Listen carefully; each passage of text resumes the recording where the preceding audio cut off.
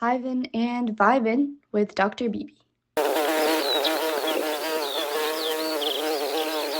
Jake Stahl is a nationally recognized consultant, author, and creator of Neurostrategy, a breakthrough framework that helps leaders read human behavior in real time. That's awesome.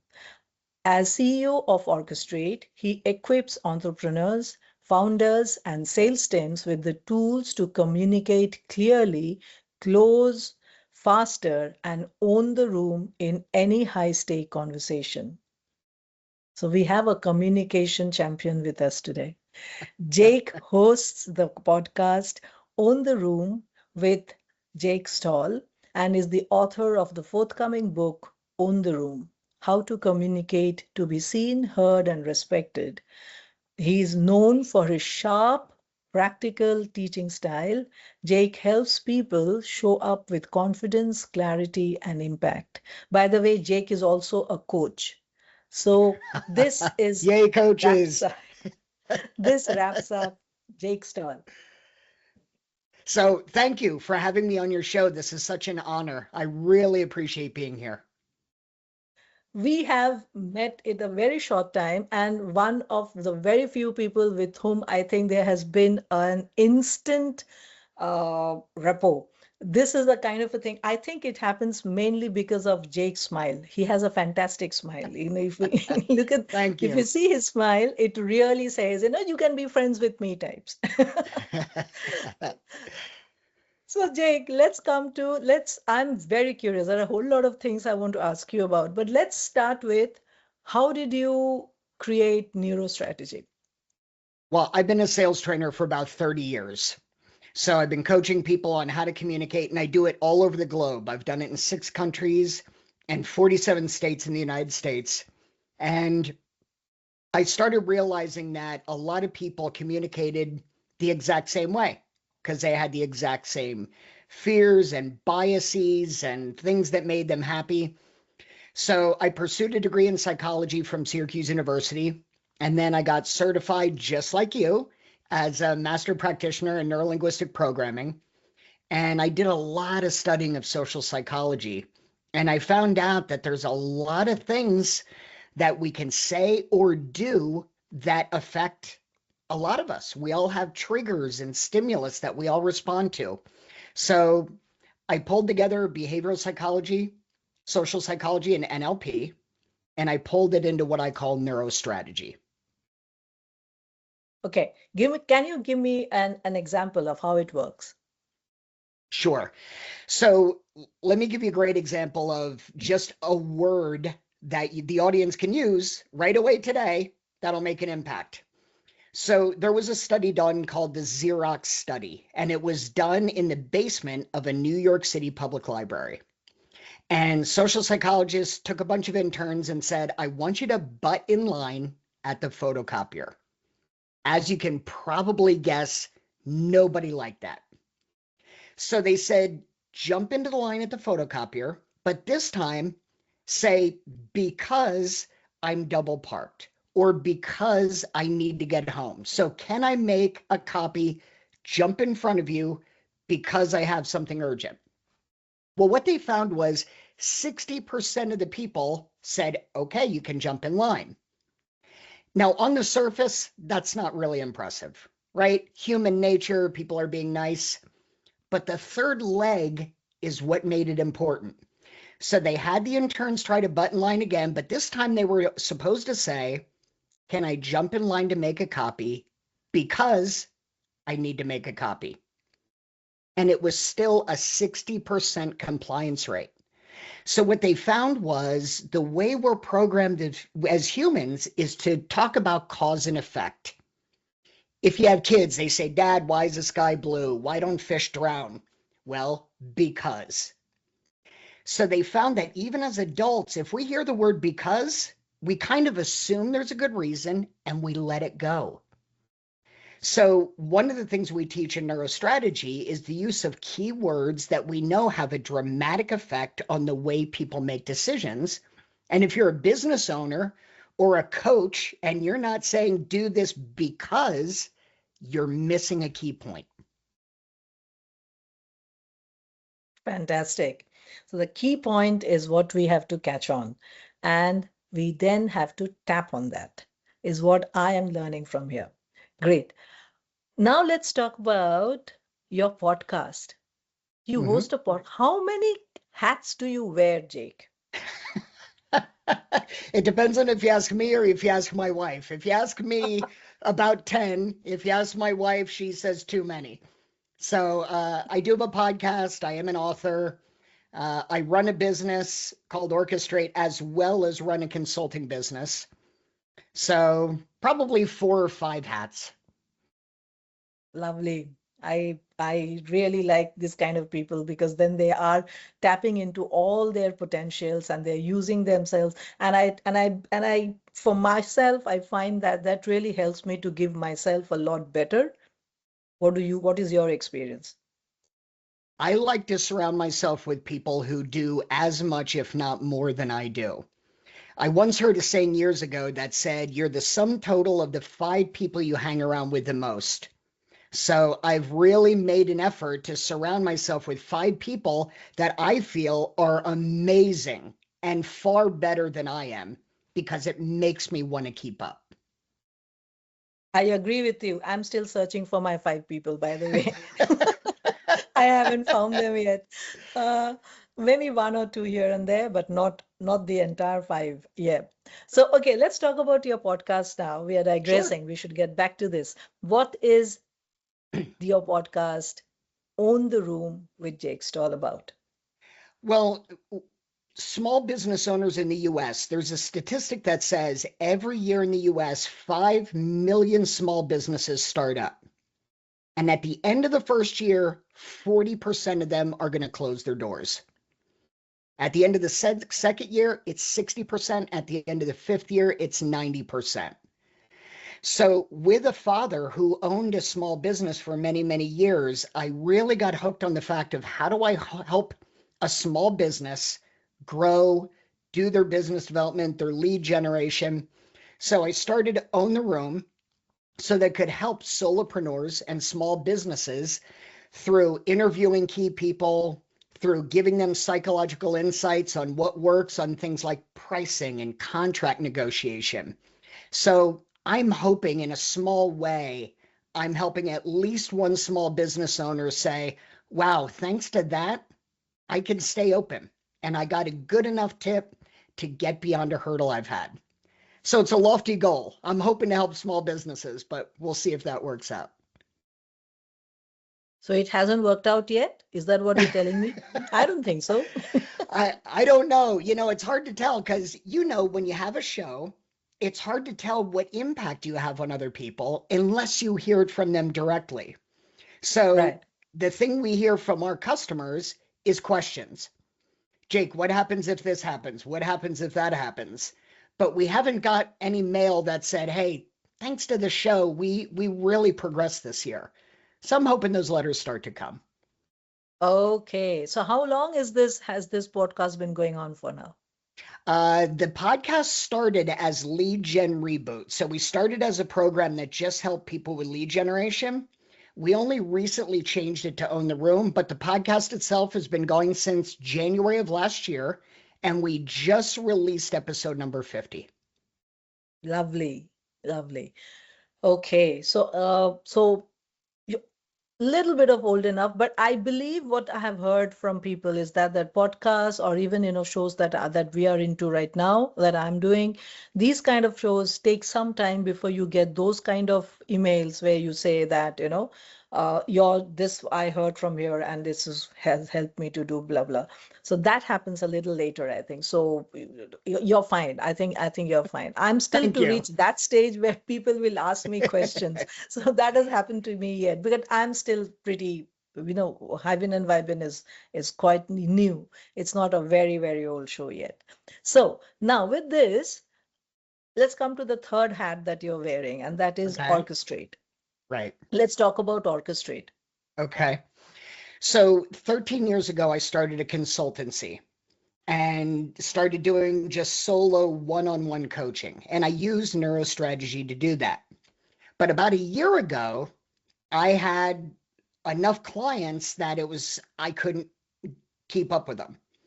So I thought, what if I program an AI to think and teach exactly like I do? So use behavioral psychology, social psychology, NLP, hook point theory. What if I could program a GPT that does all that and call it a product name? So I spent months hit and miss, literally at some points ready to just call it quits. I was at my wits' end a couple of times, but we pushed through.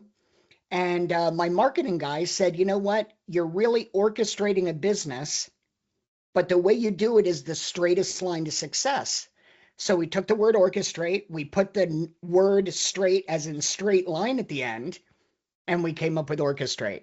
And I'm proud to say that we're growing really well. We're seeking investors. It's been a good year for us as a company. So let's go back a little. So when did Sure. you first come up with the concept, and how did that lead to where you are today, where you're seeking investors? Well, we first came up with it. Well, neurostrategy has been around for a long time. It's been something I've been doing, but I trademarked the term probably about 5 or 6 months ago. But the concept for orchestrate has been around for about a year and a half. And I couldn't do it myself, so I actively sought out a partner who knew the technology side so he could create a user interface and a user experience, and I would program the psychology piece. And it's evolved. The orchestrate that is out there today is dramatically different than the one we launched a year ago, just because we made so many mistakes and we've gotten such amazing feedback from our users that really the last year has been an evolution for us. And I'm proud to say that in just 2 weeks, we're releasing version 2, which is going to look dramatically different yet again. Lovely. Lovely. I am in the same process. So as you know, I am in the same process, and I can feel what you're going through. How many nights have you not slept? I think we could tie in the also how many nights did I actually weep a couple of times thinking, what the heck am I doing? So I have had those nights. Some of the people that work for me at Orchestrate joke around that I do my best thinking at like 2 a.m. when I'm sleep deprived and hungry and just at my wits' end. So this is not a 40, 60, or even 80-hour-a-week job. It's just around the clock. You know it, right? I can see you I know shaking your it. head. You know it. I think we should. I am guilty of all the things that you're saying, and Yeah. for me, the 2 o'clock thing happens when I'm deep asleep. So, so and I wake up with a start, and I'm like, duh, this is something. Then I go to Yeah. write it down somewhere, and then it's so difficult to go back to sleep. So now I have a question for you. Why is it that every night at 4 a.m., the only movie that plays in your head is a horror movie? Right? Not always for me. Not yet. Not yet for me. Oh, I won't. man. Maybe I haven't graduated to that stage yet. But for me right now, it's more of like an orchestra playing. There's a sequence happening, and Right. as the sequence is moving, some tune has gone off, and I'm trying to correct that tune, and I play it again and again till I correct it. That's where I Yeah. am right now. Let me graduate to the next step. You have crossed that stage. You have crossed my Oh, stage. I can see it. well, I'm sure you've gotten those people that said, hey, I want to start a business so that I can make my own hours. And I'm like, you are not ready. If Seriously, I have if had by that make your own actually. hours, you mean make an 80-hour work week? Yes, you're absolutely correct. I have a friend of mine who came to me last year and said she wanted to open something, and it is something which I really enjoy too. And I was really, happy to be part of her thing, even if it is as an advisor. But then when she started talking and she said, I want to do this, and she's already working full time. She has 2 children, and one of her children is Oh, actually giving the open exams this year. So it's wow. going to be tough. So I Yeah. said that is happening, and she's studying and she wants to open something. So then I said, I think I'm taking a step back just to tell her that, you should take a step back too. This is not the right time. But I really Yeah. don't know for that. I need to catch up with her to find out where she is at now. but that's where I left her.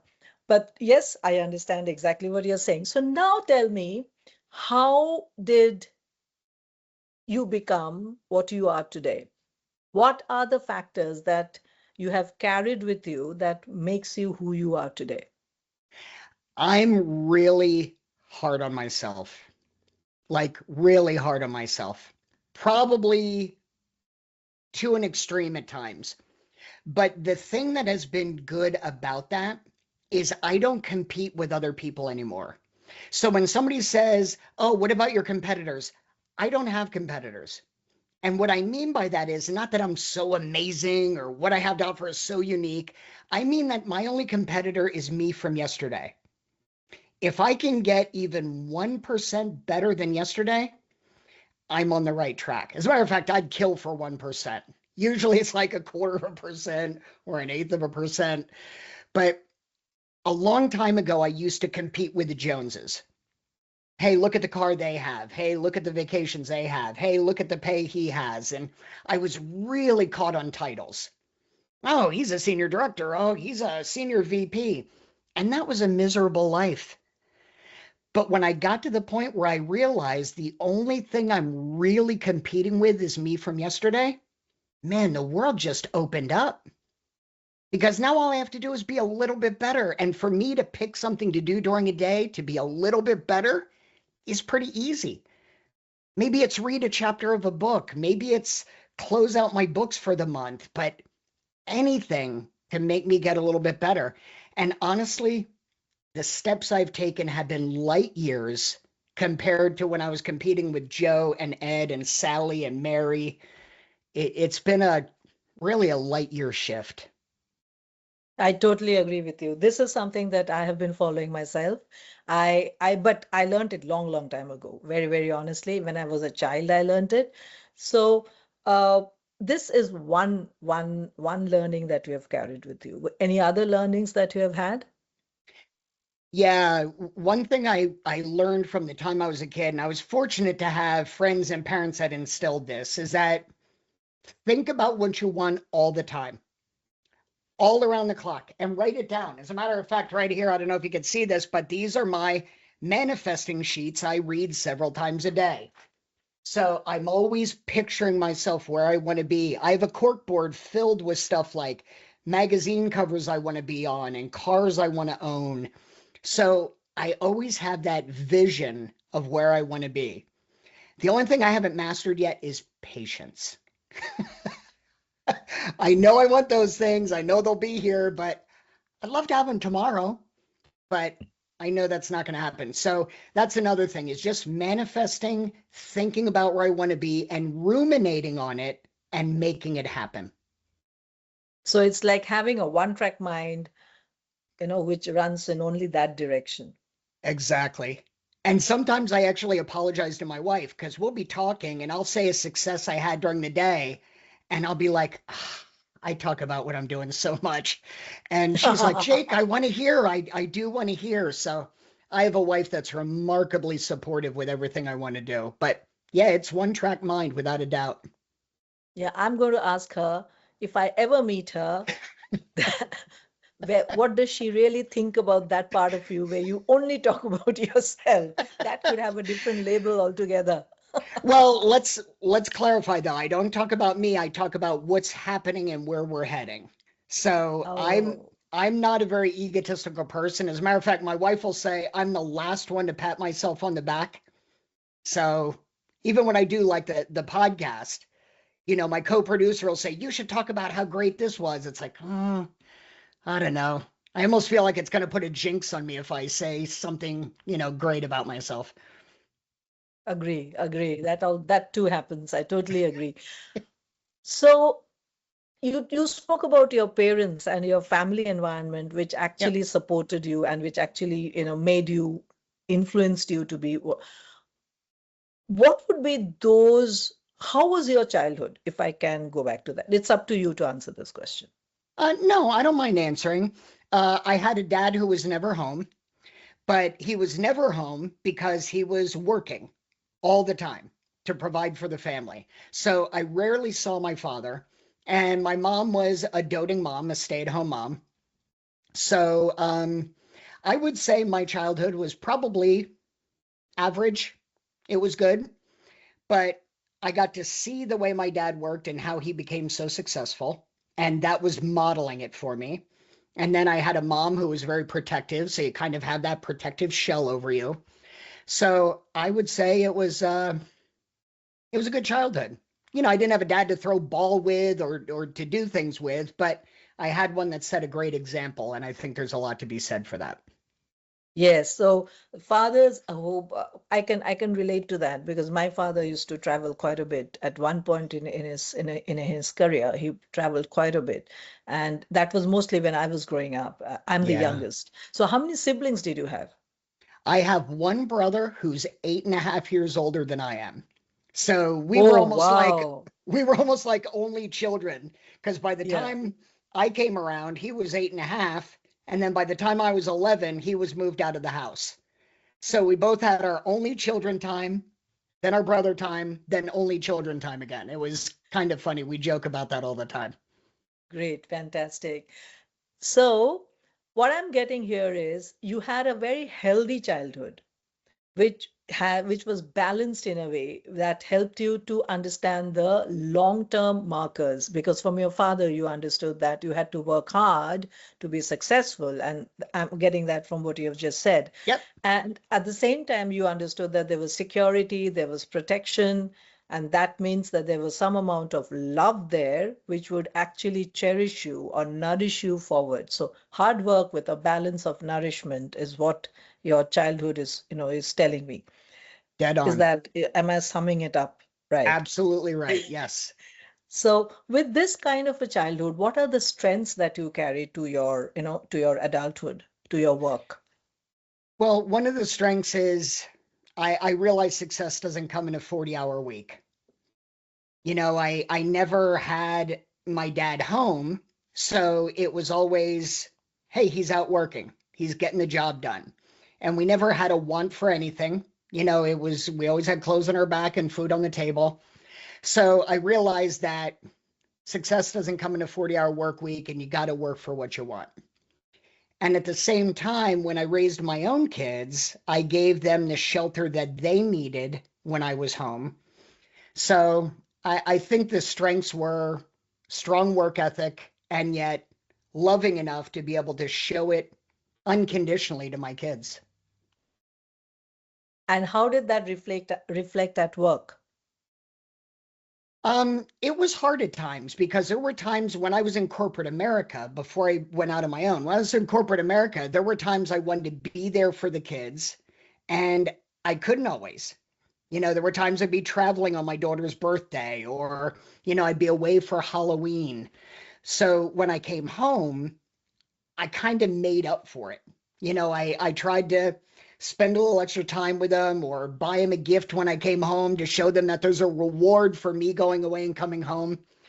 As a parent, we all make those mistakes. We all do things wrong, but I did my best. And in the end, I think all four of my kids would agree that they had a decent childhood. Fantastic. And so as a leader, now that you have your own company and you are the CEO of Orchestrate and you run your own practice, your advisory that you run, what do you do at work that makes your employees follow you? I listen a lot. A lot of times, in my opinion, I've seen a lot of leaders over the years where they're like, I'm the leader, you're the follower, you need to listen to what I say. And I learned a long time ago, I don't have all the answers. And I have no problem saying, I don't have all the answers. So I read a lot about Andrew Carnegie, who was the steel magnate, made a fortune in steel. And he openly said, I don't know anything about steel, but I know people. And so I do that openly with my company. If it's outside the psychology area and it's customer experience or digital marketing or the tech piece, I yield to them. I say, I'm going to give you my opinion, but this is all you. So I give them a lot of ownership. I listen a lot to what they have to say, and I give them a lot of freedom. We don't have this where you have to be at a company meeting, you have to be here during certain hours. I give them the freedom that adults deserve. And in return, when they do work, when they're in their office and they're doing their thing, they're completely dedicated and they're happy. Lovely. I hear a democratic leader in you. I hear a leader who is collaborative. And I'm Yes. also hearing a leader who nurtures creativity because you let them do what they do. And, you know, so Yes. that is the kind of leadership traits that I'm hearing from you as you're describing so how would your a day in Jake Stahl's life be? It's living on the computer. So a lot of it is answering emails. I'm doing a lot of investor relations right now, and Orchestrate has a number of partnerships that are active. So on a typical day, I work on our partnerships. I draw up contracts. I make proposals. I work on investor pitches if we have any. And then I also work on continuing to program Orchestrate. On a typical week, we have 2 or 3 company meetings. I meet with my marketing group. I meet with my customer experience group. I meet with the core team, which makes all the decisions for the company. So most of my week funnels around Orchestrate. And then the other most of my week is revolving around the consulting work I do, because I have a number of international clients as a consultant. So I got to squeeze their work in as well. And then in the spare minutes I have, I like to focus on my book or focus on my podcast because I do podcast recordings once a week. So it's a lot, but once you get into a groove, it's not so bad. And your days go by quick. The weekend's here before you know it. Oh, I'm so glad then that I was able to get you so quickly on my show here. You gave me time so quickly. I'm honored. I'm absolutely honored that you were Oh, able to give me time so quickly. Let's talk about your book. sure. What what are you writing in that book, which will be different from what you do in your consulting firm? Yeah. So I developed a method years ago called Strata. It's an acronym. And Strata is a way to communicate one-on-one or in a group or as a leader so that you can effectively not only read other people, but you can adjust in real time as they give you feedback. Because I'm sure you know, especially as a professor, listening is a lost art. Most people want to talk, and you as a professor, you listen. You listen to your students, you listen to your other colleagues, so you know the value of listening. But most people don't. So this book teaches you not only how to listen to what they're saying, but also listen to what they're not saying, because 80% of our communication is nonverbal. So in the book, I openly discuss how to read subtle cues, how to address subtle cues, and how to make sure that when you're communicating with someone, you're seen and heard, which then naturally leads to respect. So the acronym, I go through the acronym, each letter. And just so you know, the acronym is STRATA. It stands for signal. What signal are people putting off? You and the other person. Trigger. What do I trigger when I talk to you or with my signal? Reframe. How do I reframe what's being said? Anchor. How do I anchor what's being said? Transfer. How do I make the idea yours? And then action is what action do I want you to take? And this sounds like a lot, but that can happen in seconds. So the whole theory behind the book is once you're able to see this the way the book shows it, you're never going to be able to unsee it. You're going to be hypersensitive to it all the time. So the people who've read my book, the people who previewed the book said that it really was helpful. I put in worksheets and exercises and ways for them to just improve each and every time they talk to anybody. Amazing. This is going to be a good book to have, and I'm sure I'm going to, keep an eye out for this book. Uh, while we are talking about this, one thing that comes to my mind is how do you sustain yourself? You wear 4 to 5 hats. You are doing a lot of a lot of work which is creative. You're not only just applying, you're doing things which are creative at to an extent, because you have done strata, which is something that you had to derive or devise, bring out from you. It's like giving birth to a child. And then you did the same thing.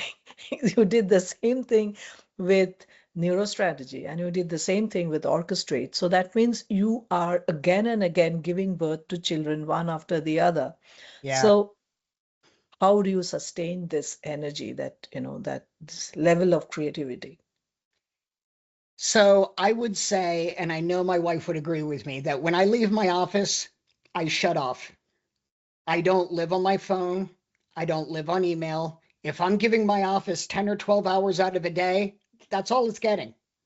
Anything else can wait until the next day. So when I talk with my wife, she's got my undivided attention. When I talk with my kids, they've got my undivided attention. When I go to visit my granddaughter, she has my undivided attention. And one other thing, and you're probably going to get people disagreeing with this, and that's okay, but I work really hard during the week. So on the weekends, I really try not to work at all. That's my downtime. On Absolutely, totally on agree. holidays like Thanksgiving, that's my downtime. On Monday, I put in 15 hours. Yesterday, I put in 16 hours. Today, I put in 14 hours. So tomorrow, I've earned the day. If you want to reach me, you should have done it Monday through Wednesday. And anything you have to say tomorrow, I can respond to on Friday. But that break, it's something to look forward to. Second of all, I'm a nutrition and fitness nut. So I get up every day around 6 a.m. I do a full 1 hour workout. I sit down and have a good breakfast. Then I start my day. So I like to have a routine that allows me to work hard and know that I'm going to get a break. Lovely. I like that. I love this because that this also means what you're saying, there's an underlying discipline that you follow. Yep. Well, I taught the martial arts for 20 years. So you need a lot of discipline to do that. And once my knees could no longer take the martial arts, I transferred that discipline into work. I see. So going back to when you graduated, what Hmm. did you do after that? Let's go chronologically to after you graduated to now that you are a CEO of Orchestrate. Let's go through that. Sure. It's very unglamorous. So I left college. I went to work for a jewelry chain here in the United States, K Jewelers. So I went to work for them. I was a manager in a store that was in a second-rate town at best, and started my sales career there. And after that didn't pan out the way I'd hoped it would, I wound up moving from New York, where I lived, back to Pennsylvania, and I became an insurance salesman. So here I am with a college degree selling insurance. Did really well with selling that.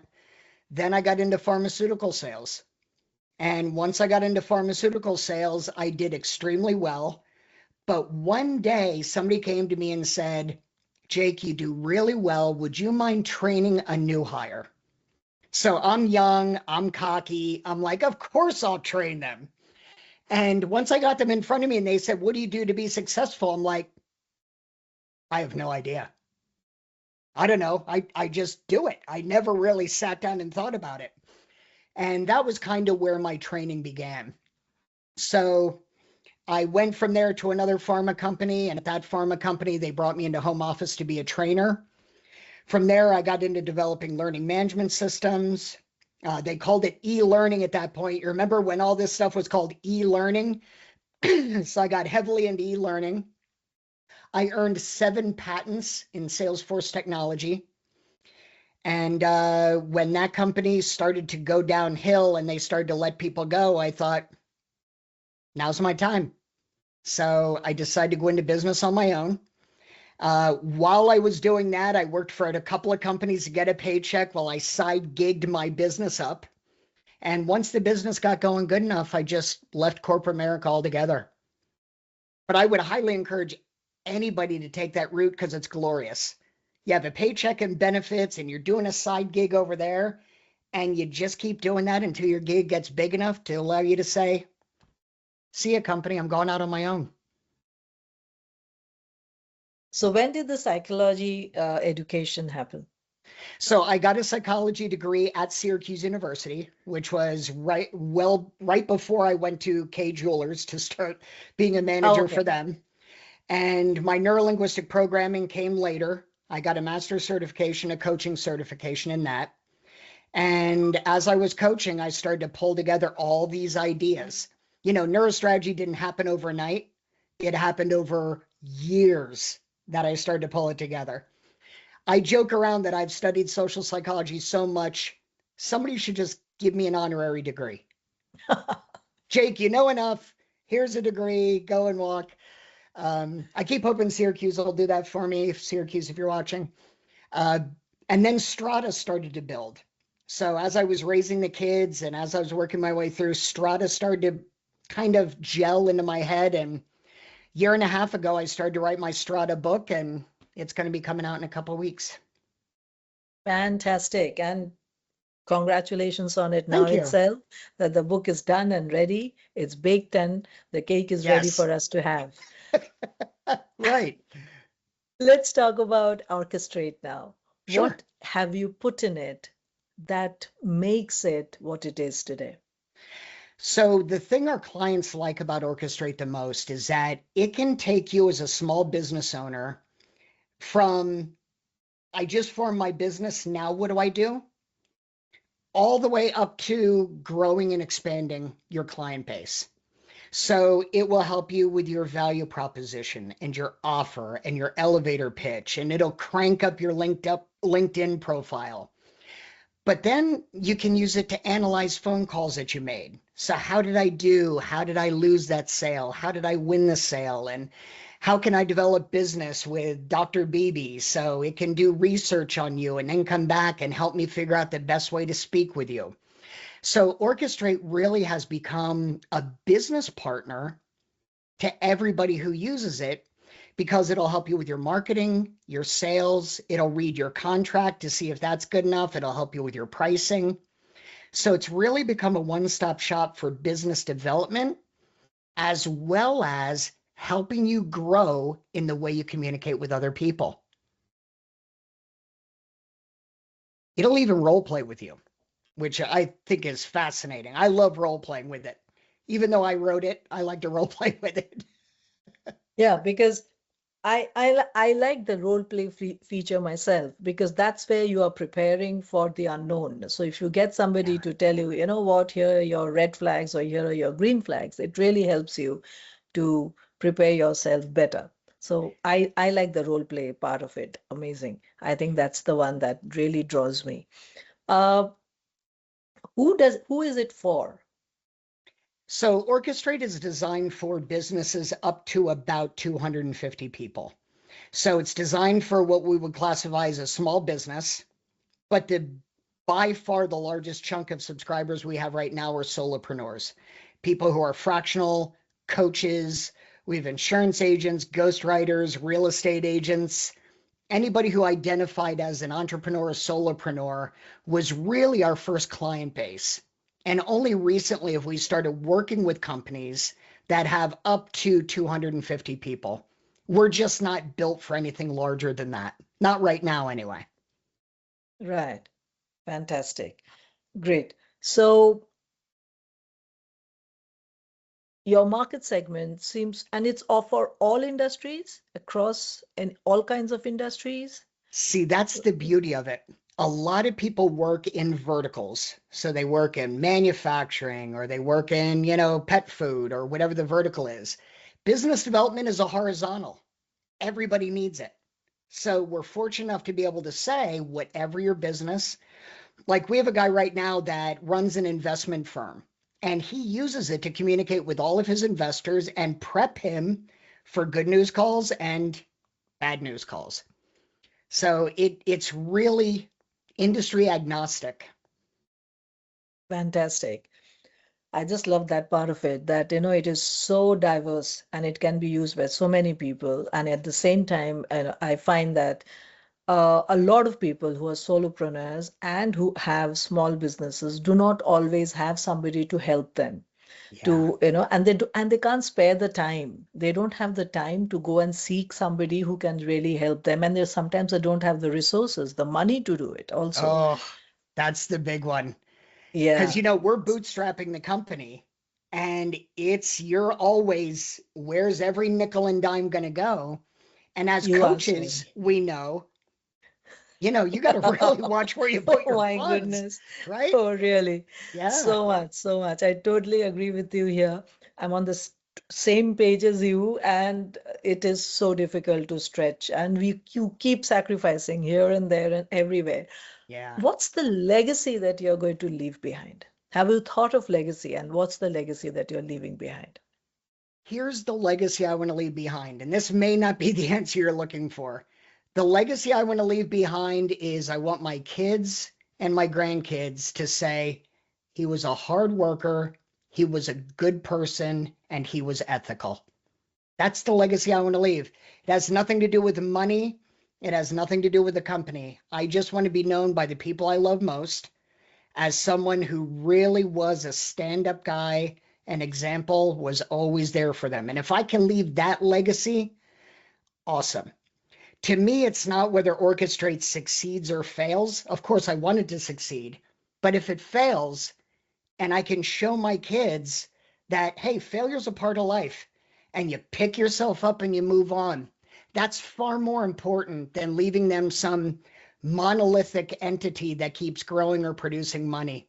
To me, life's not about money. It's about doing what you love. And if you do that, the money usually follows. Oh my goodness, there are so many things that's so common. The philosophies are common, the value system is common. And I love the fact that you spoke about ethics.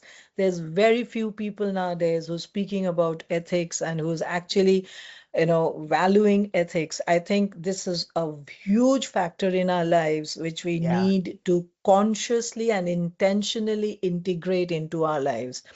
Very, very much required. Um, Just as a side how- note, when we built Orchestrate, we have a huge chunk of programming that's dedicated to ethics. So if somebody says, I want to cheat this person, or I want to hard sell this person, or I want to do this for evil ends, Orchestrate will just say, I don't do that.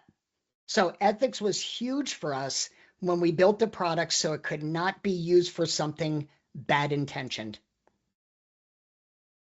Totally agree. I think for all software, for all software programming, for all kinds of apps, platforms, anything that has got to do with software, there has to be a very strong ethical bent of mind required. I was recently doing a project which was on digital applications for mental health programs. Nowadays there are a whole lot of them out there in the market, and I was trying to assess as to who actually does the ethical check for them. Who really tells them that these are the guidelines that you need to follow Right. and do. And I found that software guys don't really know. They are not even aware that they have to look at this part of it, that there is a part that, and they have never been told. Nobody tells them that, hey, you have to, when you're programming, you need to keep certain aspects in mind, and you need That's to do it in a scary. way that is scary. And then there are the psychologists who are saying that this needs to be done, but nobody is listening to them. We're You going back know, to that listening thing again, right? correct, yes. And then there are the users who are saying, well, I just don't get what I want to get from it. So it's Yeah. not working the way it should. And there's so many man hours being spent on this. There's so much money being spent on this. So I totally get the ethics part of it so much. It is so very much required. With this, the last question that comes to my mind is that you had these gestation periods when you're having these, these babies growing in you, and it takes years, as you say, it's correct. Yeah. Absolutely, it takes a number of years. When does it click that now it's all in place and it's ready to push out? I would love to say there was a moment that it clicked, but I think the thing that clicks is it's like, I just have to do it. I just have to put it out there. It's not going to be perfect because there was a time in my life where I let perfection get in the way of progress.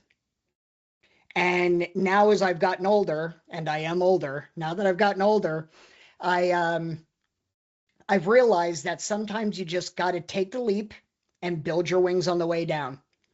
And that's really what we did with Orchestrate. When we put it out, we knew we weren't ready.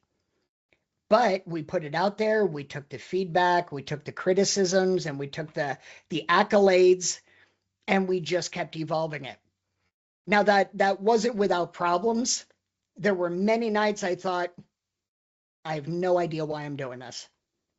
I don't need to do this. Why don't I just work my consulting business, do it 9 to 5, and just say to heck with everything else? But that's not me from yesterday. I got to be better than what I was yesterday. So there was no clear-cut moment. It was just, when do you feel like letting the dog out of the cage? That's really what it boiled down to be. Lovely. This was a very personal question for me because that's exactly where I am right now as to, okay, we are ready to go and we need to get out there. It's just not, you can't keep it in you anymore. So Yeah. that's my feeling when I started with it. So I think we have had some fantastic nuggets of insights from you, some very, very strong experiences, which I hope will give a lot of empowerment to our audience here, to my listeners and to my viewers, because this will go out as a podcast as well. So this is lovely to, just to have you sharing your thoughts and your experiences. Is there anything else that you would like to talk about Orchestrate before we close down? I'd like to just talk about one thing.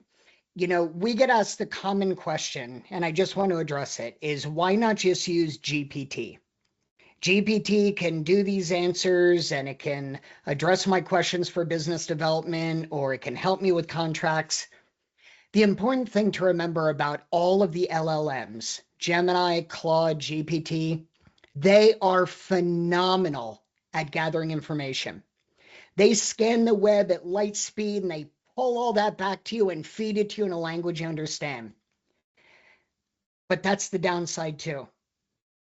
GPTs do not know what's good information and what's bad information. They don't know what's true and what's false. They just know that they're going out and grabbing what you asked for and bringing it back. So when it comes to business development, it's bringing back all of the habits of the people that are going out of business the first year and the second year and the third year. And it's propagating a failure cycle. With Orchestrate, we have programmed it that anything you put into it, it's going through and coming out with science-backed, research-backed, experience-backed methods that will help you grow your business. No LLM can do that. And if somebody wants to take the time that I took to program their GPT to do that, have at it. So GPT is amazing. I use it all the time. I'm not criticizing it. But for something like business development where your life depends on it, you may want to think twice before you use it. Lovely. I like this statement because there is some things which do not always come out from GPT, especially if you're using it. And people nowadays are using GPT like for everything, Right. even for writing emails. People Yeah. are using GPT. So I think this makes a lot of sense as to why it will make a difference. And this differentiation is what actually dribbles down to the little cents that you save, which you can then make into a bigger dream. I think that's Yeah. where it comes in. It really comes in there. So thank you so much, Jake, for being here with us The today. honor was all And mine. I hope we had a lovely conversation, but I definitely enjoyed this conversation. There's so many common things. And again, I hope this really empowers our audience with your wisdom. Thank you so much. Thank you for having me.